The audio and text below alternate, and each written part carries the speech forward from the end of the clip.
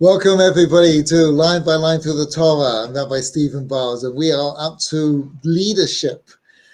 The Torah has every concept you can possibly imagine, and it takes you on this incredible journey of thinking about things from a vantage point that most of us never get to experience. One of the fascinating things, as a rabbi, I get to talk to all kinds of people, rich people, beggars on the street, and everything in between. And the fascinating thing is, Rabbi Weinberg, my teacher, used to say like this: he says, every person thinks they're a good person. We can't think outside our universe, no matter how, and it's easy to see with other people, and incredibly difficult to see with ourselves, that we think we understand the whole universe.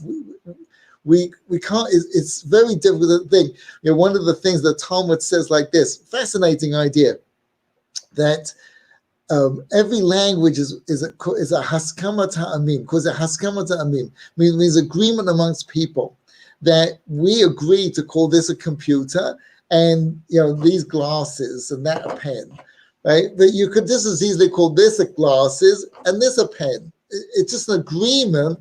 Like, for instance, when TV first came out, television first came out, the BBC, which had been a radio up until that point, had asked people to write in what we should call somebody who watches television. They had radio and listeners, but what is someone who watches? They wanted a name. They had to come up with a name to call the people watching.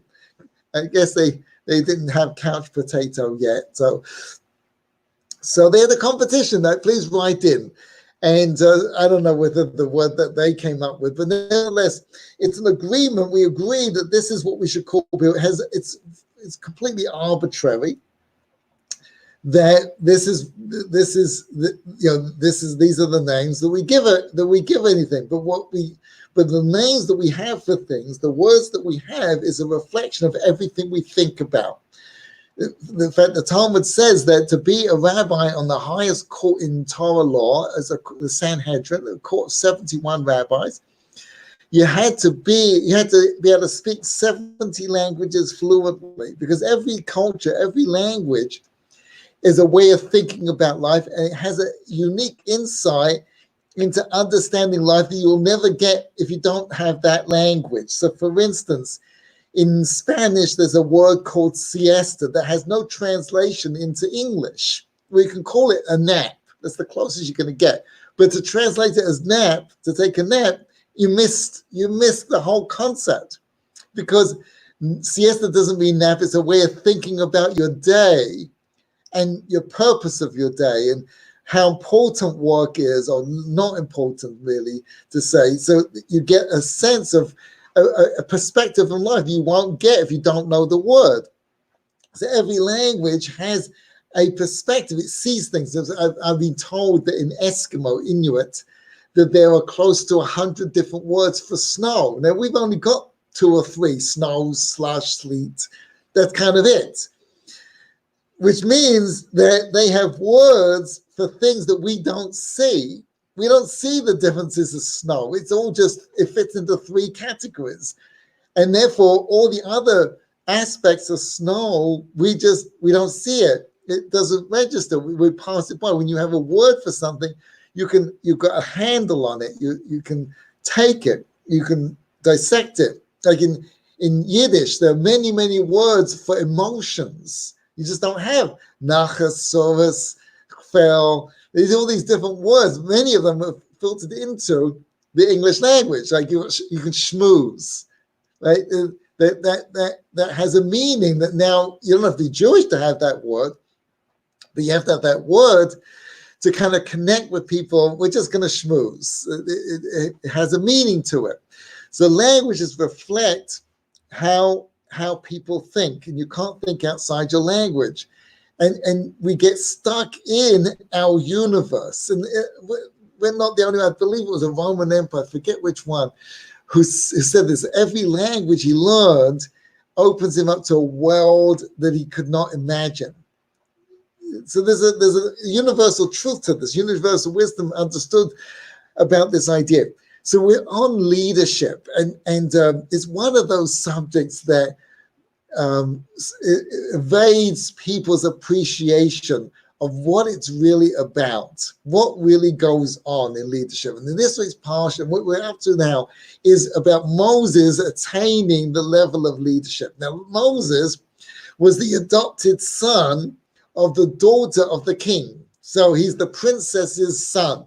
So he's been raised in the royal palace as a prince of royalty. He's out there, and what does it say? So he's the prince. He's got a charmed existence, and the Jews, his landsmen, his community, are being enslaved, and they're incredibly mistreated. So what does it do? He goes, when he gets older, is if you want to follow on, chapter 2, verse 11. As he got older, he went out to his brothers to see their suffering. And he saw an Egyptian beating a Jew. So what did he do? He turned this way and he looked all around. He saw no one's there. And he hit the Egyptian, right, and buried him in the sand. Well, things don't go well from this point on. He goes out the next day, he goes out, right? And people are already talking about it. And what happens, as was want to happen, right? They don't like what even the Jews don't like what he did, and word gets out, and the Egyptian, the king, hears about it, and he's going to kill Moshe. He's going to kill Moses because of this, and Moses has to flee. He has to flee the land. He ends up becoming a shepherd, simple shepherd. Here he is, a life of luxury in the king's palace, and he flees and he becomes a shepherd for many, many years, decades, till finally he becomes Moses that we all know about. But he is in complete obscurity, which is, by the way, a very interesting phenomenon that you see many, many times in great leaderships. Winston Churchill, for instance, spent many decades in obscurity, rose to certain prominence, disappeared. And that's a very common thing. Steve Jobs disappears. He starts Apple, makes a mess, disappears, and comes back. Right? Batman, the same thing. So there's a phenomenon here going on, but we would not call this leadership. By any description, this does not qualify someone for being a leader because he's very ineffective. Here he is, he's in the king's palace. Now, that was a very important place to be, very prominent position. You don't want to give that up for some rash effort that really doesn't bear much fruit. Here he is, he kills this Egyptian officer, this Egyptian soldier, and because of that, he's wanted. He's got a price tag on his head, and he has to skip town. He was in a great position to help many people. He's obviously sympathetic to the Jewish cause, and he would have been a great influence and can get things done. Like you need a certain permit, someone's sick, needs medical care, whatever it would happen to be. He was the go-to person in the government to get whatever you want. And here he sacrificed everything to do this deed, and it doesn't work out very well. This is not a great example of leadership. And here you see a very important point. Leadership has very, very little to do with being effective. I know this is going to sound like kind of crazy stuff, crazy talk here, but there's very, very little to do with being effective. A lot of things that we think are leadership are not really leadership. It's just a functionary. That's not a leader. Just because he's got that, you can't. I hate to break it to you here, right? But you can't elect a leader. You can't vote for a leader. George Washington, 1776. He's fighting the British. He'll get on his horse and charge the British in front of the American forces. The British had snipers trained on George Washington because they knew, get George Washington, the whole game's over, the war's over. And so they had snipers focused, just get him. And he did not make himself obscure. He wore a big hat, wore a cape, a fancy, nice horse. He was out there. Everyone knew that's George Washington. And he would come back from the front with bullet holes in his cape, through his hat. They couldn't get him. Sometimes he even had the horses shot out from underneath him. They couldn't touch him. They couldn't touch him. Now, I don't want to get into why or anything like that. It wasn't lack of skill, it wasn't lack of effort, and it wasn't great effort or great skill on the part of George Washington. You can't dodge bullets, despite what they might have you believe in Kung Fu King or whatever they just think. But you can't dodge bullets, like the Marvel comics. You can't dodge bullets. So, but leadership, you can't elect such a person. It's not about voting. You can't.